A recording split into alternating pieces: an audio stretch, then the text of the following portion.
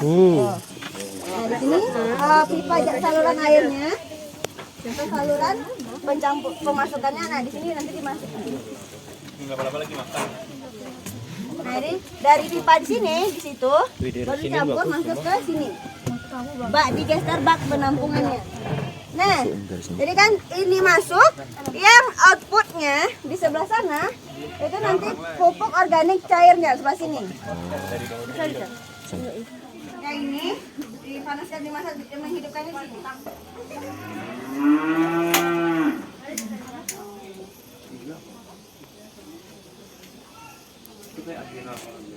Ya sama kayak api gas biasa, cuma tidak terlalu pecah.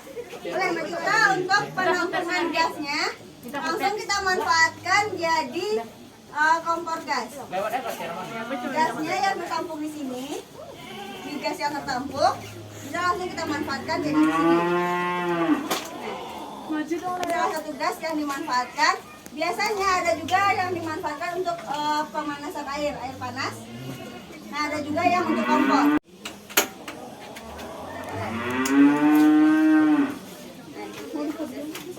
Jadi di sini kita manfaatkan, dia sama kayak gas biasa, tabung gas LPG. Cuman untuk tarikan gasnya tidak terlalu kencang, cuman apinya sama.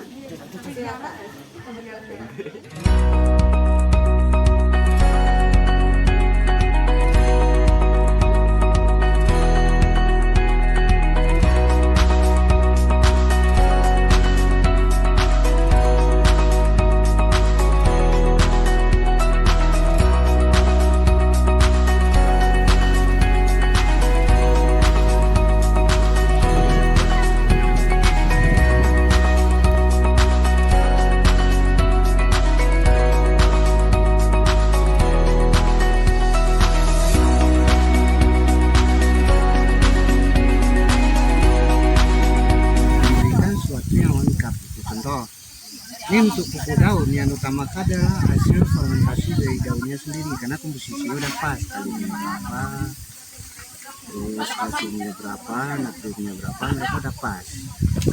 Itu merangsang buah kita pakai fermentasi dari buahnya sendiri. Karena buah tuh komposisi itu udah pas. Karena itu aja bagus-bagusnya kalau ada pohon pisang ikat itu, buah pohon pisang itu juga bagus, bahannya. Di bawah pohon bambu itu juga bagus. Tentu enggak terganggu kimia. Di pohon bambu tuh sering bersarang ular. Ya? Sering, Mbak. Sering. Tapi itu tergantung daerah, biasa daerah panas, daerah dingin ular enggak. Jadi di sini tidak ada ya? Boleh katakan jarang sekali ular kalau daerah dingin. Pohon bambu tuh. Saya ini kan yang sama macamnya lama dan ilmu organik itu belum tuntas, belum ada. Ini penyakitnya, ini obatnya, ini.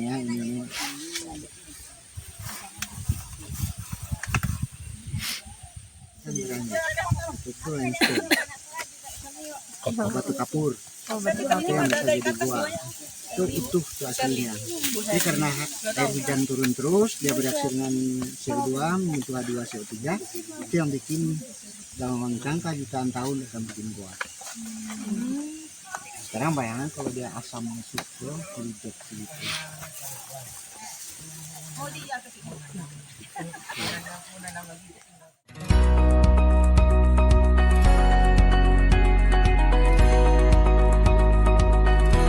Kita di sini menggunakan garam. Nah, ini garamnya kita gunakan garam ini secukupnya aja.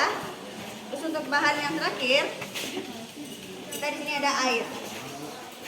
Air biasa. Air. Apa? Air biasa. Iya, air biasa. Nah, untuk langkah kerja yang pertama kita panaskan susu dulu. Nah, untuk pengolahan keju mozzarella susunya itu dipanaskan sampai suhu 36. Nah, yang ini udah suhu 36.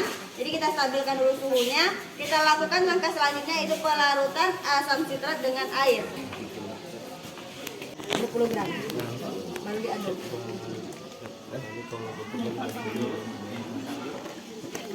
Nah, selagi asam sitrat diaduk, kita juga melarutkan renetnya. Jadi ini renetnya udah diambil secukupnya aja. Kita menggunakan, kalau kita biasanya pakai pins, ada pins kecil dia sebesar kelingking itu ada ukurannya. Nah kalau ini udah kita ambil secukupnya, jadi dia dalam bentuk bubuk, ini udah ada bubuknya. Kita campurkan ke sini, baru kita larutkan. Siapa yang mau bantuin larutan? Larutan renetnya, boleh. Pegang HP. Ini di rumah. Nah, campurkan air di sini sedikit, kocok dulu, kocok di dalam dulu, baru campurkan di sini air.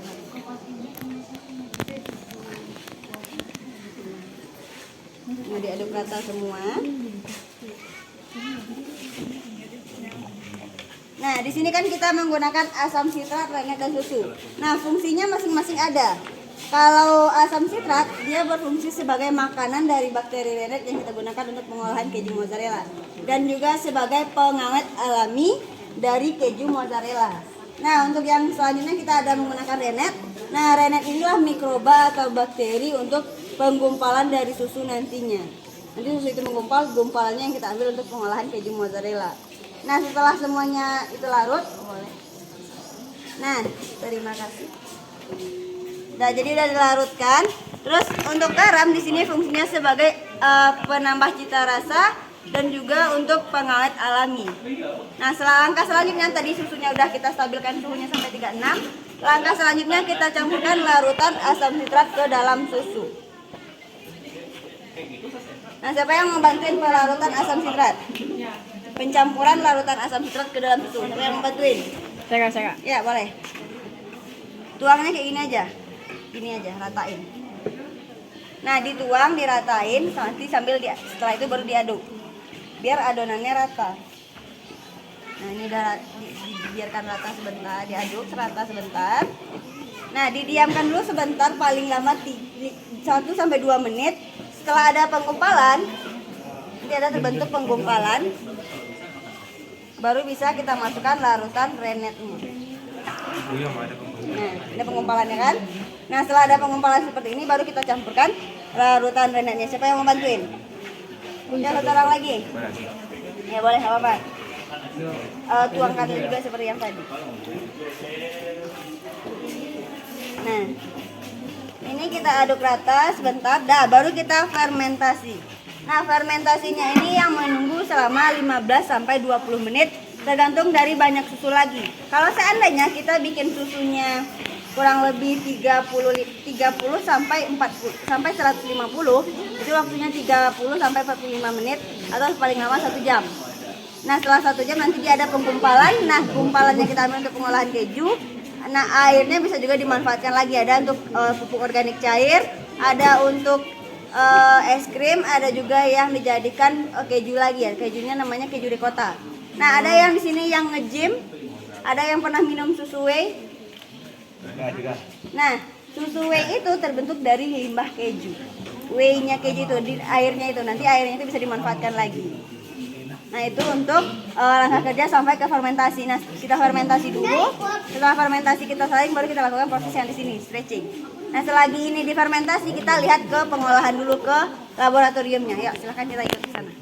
Nah, di dalam ruangan ini, jadi kan kita tadi ada 2 metode pengolahan, secara otomatis, secara mesin atau secara modern, dan juga konvensional atau tradisional. Nah, yang tradisional yang kita praktekkan tadi itu dengan tangan, nanti kita stretchingnya atau pemularannya. Nah, kalau yang mesin itu bisa dilihat mesin yang paling dalam, paling pojok sekali, paling pojok. Nah, itu mesin yang untuk pemularannya nanti. Nah, untuk pengolahan keju mozzarella, susu yang kita ambil memang susu fresh milk, yang langsung dari sapi. Nah, untuk produksi, sehari kita bisa produksi 100 sampai 150 liter susu. Itu menghasilkan 10 sampai 15 kilo keju. Jadi yang dihasilkan cuma 10%.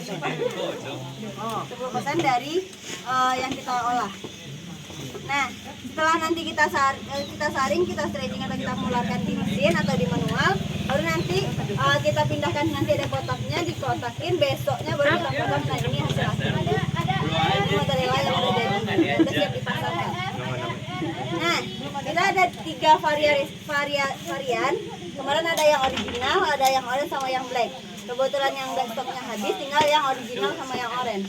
Bedanya cuman hanya di pewarnaan. Kalau untuk rasa masih sama.